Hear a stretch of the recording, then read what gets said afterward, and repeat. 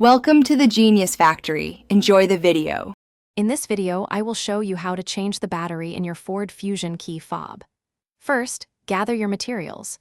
You'll need a new CR 2032 coin cell battery, which is a common size, and a small flathead screwdriver. Having these items ready will make the process quick and easy. Let's get started by preparing the key fob itself. Next, we need to open the key fob.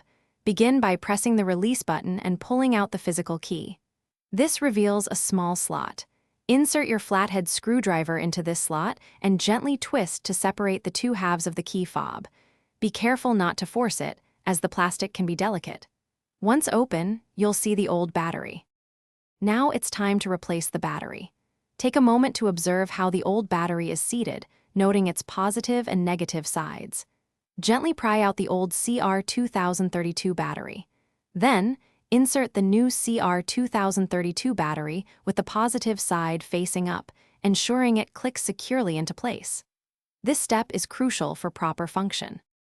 Finally, let's reassemble and test.